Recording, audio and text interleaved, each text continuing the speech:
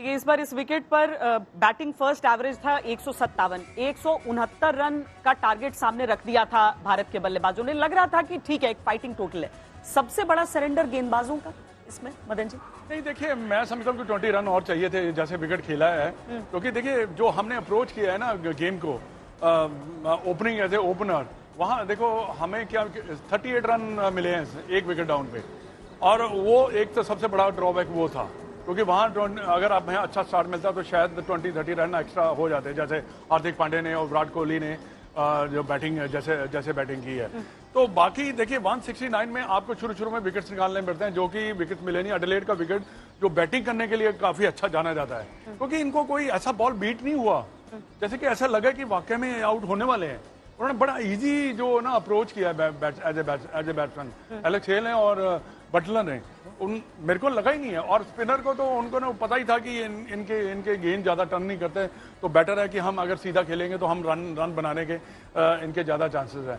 But 169 और semifinal हो सकता, ऐसा लग रहा था मेरे को कि शायद सेमीफाइनल में ज्यादा है। But you know the way they batted England, I the hats off to them. नहीं, मुझे लगता है आज रोहित जब जाएंगे प्रेस में तो किसी को पूछना चाहिए कि चहल क्या ना खिलाने क्या रीजन था, वो कि क्या उनके माइंड में चल रहा था, क्यों वो बार बार बैक कर रहे थे दूसरे स्पिनर को, या उनकी कहीं चोट लगी हुई? पता है ऐसे केस में कैप्टन का फेवरेट जवाब क्या होता है? क्योंकि एज ए जर्नलिस्ट मैं ऐसे प्रेस कॉन्फ्रेंसेस में बहुत बैठी हूँ और मैंने भी सवाल पूछा है। वो कहा जाता है the best site is hindsight, कि मतलब पीछे मुड़कर देखो तो सब अच्छा रहता है। लेकिन सवाल तो ये है ना कि हम हाइंडसाइट में पूछ ही नहीं रहे, हम तो इतने दिनों से बात कर रहे थे, और रोहित शर्मा उस पर जवाब यही देंगे। मैं आपको निकाल कर सुना दूंगी। नहीं, फिर भी वही जो भजूपा बात बोल रहे थे, मतलब सब लेग स्पिनर खेल रहे हैं। आदिल रशीद ने गेम चेंज किया, सूर्य कुमार यादव अलग ही फॉर्म में थे। गेंदबाजी में डिफरेंस क्या था स्पिनर? हर्षदीप को आपने देखा, जैसे पाजी ने बहुत अच्छी बात बोली कि जैसे विकेट कीपर ऊपर आ गया तो गेंद पीछे रखनी पड़ती है, और भुवी के वो माइंड में आया वो कि मैं कोई स्पिनर नहीं हूँ, मैं फास्ट बॉलर हूँ। और जॉर्ज ने वहीं पर अपना गेम, एक विकेट कीपर आगे आना किसका निर्णय? वो इस नहीं, कैप्टन ने बोला होगा कि वो स्टेप आउट करते हैं या पैडल स्वीप खेलते हैं, हो सकता है आप आगे रहोगे। लेकिन भुवी ने अच्छा बॉल किया है पूरे वर्ल्ड कप में। उधर अपना उसको देखो, हर्षदीप को कितना अच्छा बॉलिंग कर रहा है उसने, सिर्फ एक मतलब हम गेंदबाजों से ज्यादा अक्षर पटेल के दो स्ट्रैटेजी पे एब्सोल्युटली मुझे लगता है अक्षर पटेल के 2 ओवर नहीं बनते थे पावर प्ले में, तो उसी का खामियाजा हमें भुगतना पड़ा हो। नहीं, माइक आएगा उसके बाद बोलिएगा। माइक एक यहाँ पर भिजवा दीजिए। तब तक एडिलेड हम चलते हैं, विक्रांत वहां से हैं जुड़े हुए। विक्रांत, वो जश्न होता है ना कि जश्न खत्म नहीं होता है, लेकिन दुख जो होता है ना वो भी खत्म होता नहीं है। अभी सबके पास वो सारी चीजें हैं, लेकिन जो हम यहाँ पर डिस्कस कर रहे हैं वो आपको आंखों के सामने, आपको यही लग रहा था गेंदबाजी उतनी बुरी नहीं जितनी बुरी रणनीति उस गेंदबाजी को अमल में लाने के लिए मैदान में। श्वेता, देखिए श्वेता, हकीकत ये है, मैं इन सबको ये कह रहा था, ये सब मेरे साथ, मैं सुबह से उनके साथ, दोपहर से मैं इनको कह रहा हूँ यार आप लोग गालियां दे रहे हो। 4 घंटे पहले तो आप कह रहे थे कि इंडिया फाइनल जीत गया, तो मैंने इन लोगों को कहा गलती आपकी है। आज अगर आपकी टीम यहां आकर हर बार हार जाती है, वही गलतियां बार बार होती हैं, तो गलती इंडियन क्रिकेट फैन की है। क्योंकि अगर कोई पॉइंट आउट करता है, मीडिया हो या कोई हो, उसके बाद आप उसको पकड़ लेते हैं, इसने मेरे प्लेयर के बारे में ये कैसे बोल दिया। वो प्लेयर जब 18वीं पारी में जाके रन बनाएगा 18 इनिंगों के बाद, फिर आप उसको ढूंढते हो, फिर उसको आप गाली देते हो, फिर आप कहते हो 76.3 की एवरेज है, हिम्मत कैसे हुई। पॉइंट ये है श्वेता, सिंपल है, आप T20 को वनडे की तरह खेलते रहे, आज भी आपने वैसे खेला। आज आपके 21 पे 3 आउट नहीं हुए थे, ऐसा नहीं है कि आपके 21 पे 3 आउट हो गए, अब क्या करें, अब हमने जी रिस्क फ्री क्रिकेट खेलनी। 1 आउट हुआ, हो गया। अगर आपको लगता है एलेक्स हेल्स आउट हो गया होता, जॉस बटलर आउट हो गया होता, तो इंग्लैंड क्या करता? इंग्लैंड सिंगलों पे खेलता। इंग्लैंड सिंगलों पे नहीं खेलता ना, वो कहता है छक्का है तो छक्का मारूंगा, चौका है तो चौका मारूंगा। आई थिंक आपकी सोच, दैट्स फाइन, आपकी सोच की प्रॉब्लम है, आपकी सोच की प्रॉब्लम है, आप T20 को नहीं खेल पा रहे हो। और एक ये इंडिया में ये भी है, आई थिंक मैं तो चाहूंगा बीसीसीआई थोड़ा इसमें तो यार बीसीसीआई को आप कटघरे में खड़ा करेंगे ना सिलेक्टरों को, कि जब आप दुबई में हार गए और जिन वजहों से आप हारे, क्या आपने उन वजहों को एड्रेस किया? आपने कुछ एड्रेस नहीं किया।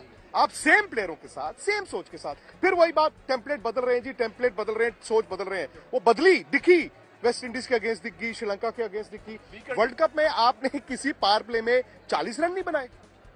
आउट होना ना होना, मैं फिर वही कहता हूं, किसी हाथ में नहीं है कि केएल राहुल आउट हो गए या रोहित शर्मा आउट हो गए या कोई भी प्लेयर फेल हो रहा है कि उसके प्लेयर हाथ में नहीं मैनेजमेंट जो ये हो रहा है, ये क्या बड़े टूर्नामेंट्स के लिए हो रहा है दो या टीमें प्लेयर हैं ना खेलने। मैनेजमेंट सिर्फ आईपीएल के लिए हो रहा है? हाँ, और ये नहीं, मैं ये जानना चाहता हूँ वर्कलोड मैनेजमेंट नाम की ये किस चिड़िया का नाम है? वर्कलोड मैनेजमेंट, वही वर्कलोड भाई मैनेजमेंट। वर्कलोड मैनेजमेंट लोगों को शायद आपके 11 कप्तान कैसे हो जाते हैं एक साल में? आपके 11 कप्तान कैसे हो जाते हैं? क्यों? क्योंकि कुछ प्लेयर्स बाईपास करके वर्ल्ड कप तक आना चाहते हैं ना। किसी को कोई निगल है, किसी को फिटनेस है, कोई फेलियर से डर रहा है, उसको होता है मैं यार बाईपास से आके मैं वर्ल्ड कप खेलूंगा, तो मैं ये 3 मैच नहीं खेलूंगा, मैं 4 मैच नहीं खेलूंगा। क्या मेरे पास और आपके पास ये इख्तियार है? क्या मेरे पास और आपके पास ये चॉइस है कि आज मैं ऑफिस नहीं आऊंगी? क्या मैंने ऑस्ट्रेलिया में 25 दिन में कहा आज मैं काम नहीं करूंगा? नहीं जी नहीं, ये तो शाम के 7 बजे के बाद आज मेरी दुकान बंद है। नो, आपको जो करना है करना है। यहां पर मैं 1998 से क्रिकेट कवर कर रहा हूं, विदेश भी जाता हूं और मतलब मैंने बड़े कप्तानों के साथ देखा ये ऑप्शनल ट्रेनिंग अब हुई है। ऑप्शनल ट्रेनिंग मैंने उस दिन सवाल किया, लोगों ने बड़ा उसको इतराज किया। राहुल द्रविड़ इंडिया के कोच है, वो कहते हैं जी ऑप्शनल ट्रेनिंग होगी, पर ये वो राहुल द्रविड़ है जो जब खुद बैटिंग करते थे, खुद क्रिकेट खेलते थे, 4 बार नेट करते थे। उनका वर्क एथिक्स थे ना, हम कहते थे राहुल द्रविड़ के वर्क एथिक्स यार सीखो। और विक्रांत एक तो आज ना मतलब लग रहा है मुंह चढ़ाने के लिए आज जब से हम बात कर रहे हैं तब से कोई ना कोई फ्लाइट ऊपर से गुजर रही है कि इंडियन टीम को वहां से निकलना है, वैसा एहसास यहाँ पर हो रहा है। क्या बताऊं, अब आज हमारे यहाँ पर स्टेडियम बनाकर हम कर रहे हैं और ऊपर से फ्लाइट्स ही फ्लाइट्स जा रही हैं। खैर हमारे साथ जो लोग बैठे हैं उनमें से आप क्या बोलना चाहते हैं? हम सर, जो डोमेस्टिक लीग्स होती हैं, आईपीएल होता है, उसमें मोस्ट विकेट टेक करते हैं हर्षल पटेल, उनको ना खिलाना क्या इस आईसीसी टूर्नामेंट में उसका इफेक्ट हो सकता है? उसको क्या कहते हैं? न्यू पूछ रहे हर्षल पटेल, मुझे लगा अच्छा किया उन्होंने, लेकिन ये विकेट पे थोड़ा सीम होता है बॉल, इधर थोड़ा सा स्विंग कराना पड़ता है, वो स्लो बॉल उतना इफेक्टिव नहीं होगी, उतना पेस नहीं है उनका वो, तो इसलिए उन्होंने जो उनके 3 बॉलर हैं, क्योंकि हार्दिक पांड्या बेस्ट ऑलराउंडर है टीम में, तो इसलिए हार्दिक को खिलाया उन्होंने, रोहित शर्मा ने। न्यूजीलैंड के खिलाफ जो पाकिस्तान का मैच था उसमें बॉल रुक के आ रहा था, उसमें तो इफेक्टिव हो सकते थे और काफी पिच सिमिलर है। क्योंकि सिडनी वाला विकेट बहुत ड्राई था, ये विकेट पे थोड़ा सा आपने देखा होगा इनिशियली बॉल स्विंग हो रहा था, डैम था थोड़ा, बाद में अच्छा बैट पे बॉल आ रहा था। सिडनी का बॉल जब आप दूसरा स्नान डाल रहा था, दूसरा फास्ट बॉलर वो, तो काफी उसका पेस है, काफी 145 है वो, तो उसको ब्लफ करना आता है वो, तो उस विकेट पे वो बॉलर यूज होगा। लेकिन इस वाले विकेट में मुझे लगता है हार्दिक पांड्या बेटर चॉइस है हर्षल पटेल से।